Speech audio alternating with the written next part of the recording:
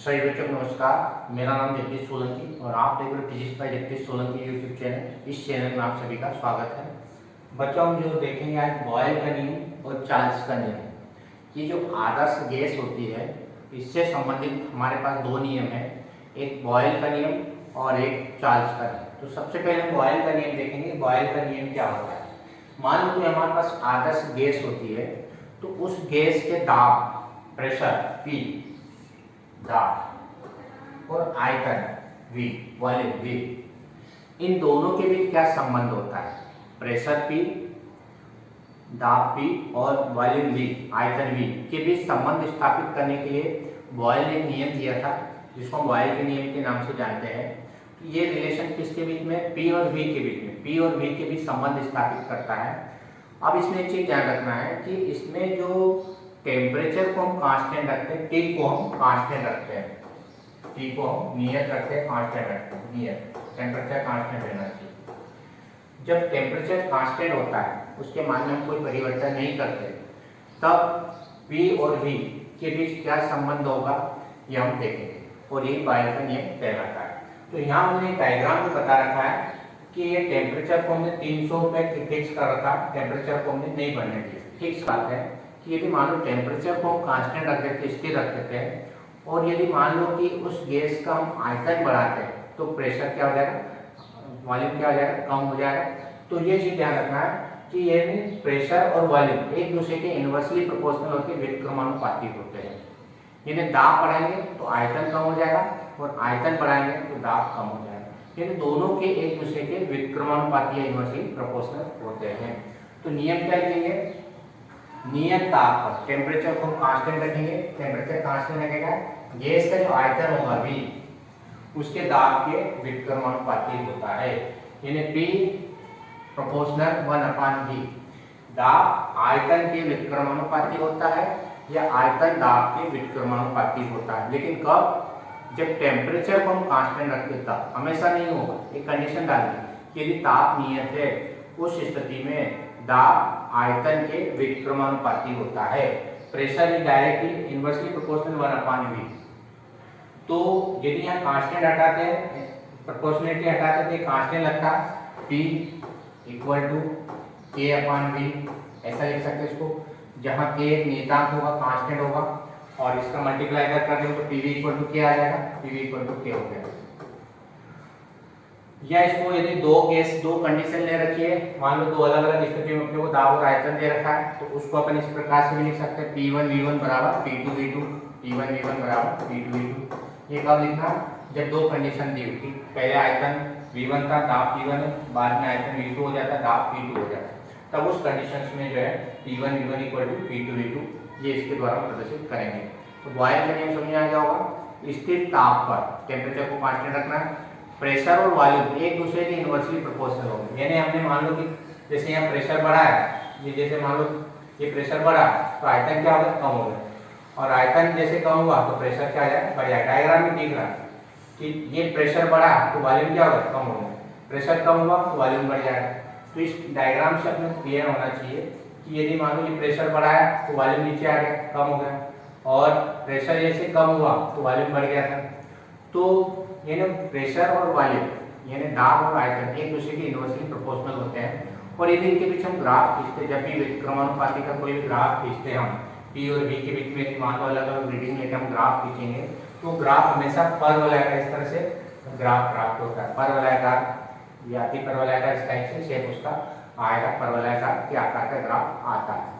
हमेशा इनवर्सली में व्युत्क्रमानुपाती में परवलयाकार का ही ग्राफ आएगा, ये चीज ध्यान रखना। अब यहाँ एक चीज ध्यान रखना बॉयल के नियम में कि अलग अलग ग्राफ खींचे गए अपने पास। P और V के बीच में यदि ग्राफ खींचते हैं तो P समानुपाती 1/V होता है, इसका ग्राफ हमेशा परवलय के आकार का आएगा, ऐसे ही आएगा। यदि 1/V और P के बीच में यदि ग्राफ खींचते, P और 1/V के बीच में खींचते तो अनुक्रमानुपाती होता है, डायरेक्टली प्रोपोर्शनल होता है, इसलिए एक सरल रेखा आएगी। इसमें सरल रेखा आपके ध्यान रखना, जब डायरेक्टली प्रोपोर्शनल हो तो सरल रेखा आएगा। किसी भी ग्राफ में यदि डायरेक्टली प्रोपोर्शनल हो, P समानुपाती 1/V, P और 1/V, P और 1/V के बीच यदि ग्राफ खींचेंगे तो हमेशा सरल रेखा ही आएगी, ध्यान रखना। और यदि व्युत्क्रमानुपाती है P और V के बीच में यदि ग्राफ खींचते तो ये इस तरह से परवलयाकार ग्राफ आता है। एक चीज ध्यान रखना, पीवी और पी के बीच में यदि ग्राफ खींचते हैं, मान लो पी और वी का गुणा निकाला और पी के बीच में यदि ग्राफ खींचते हैं तो अपने पढ़ा पीवी इक्वल टू कांस्टेंट होता है, पीवी इक्वल टू के होता है वाई के लिए। तो पीवी का यदि गुणा करेंगे तो हमेशा कांस्टेंट ही आएगा और प्रेशर के समांतर अक्ष के बराबर ही और समांतर चलेगा, जो कि प्रेशर की एक्सेस होगी, अक्ष होगी, उसके समांतर एक लाइन प्राप्त होगी। तो ये क्या प्रदर्शित करता है, पीवी का मान हमेशा कांस्टेंट होता है, ये एक जैसा चल रहा है, मतलब नियत होता है, इसके मान में कोई परिवर्तन नहीं होता। तो तीन ग्राफ अपने को बॉयल के नियम में याद रखना, कौन सा, पी और वी के बीच में परवलय का, क्योंकि एक दूसरे के व्युत्क्रमानुपाती होते हैं, व्युत्क्रमानुपाती जब भी होगा तो परवलय का आकार का ग्राफ मिलेगा, परवलय का। और यदि अनुक्रमानुपाती है, ये अनुक्रमानुपाती एक बटे डी और बी, तो सरल रेखा मिलेगी। और पीवी इक्वल टू कांस्टेंट होता है, इसलिए हमेशा ये कांस्टेंट ही मिलेगा, इसके मान में कोई परिवर्तन नहीं होगा।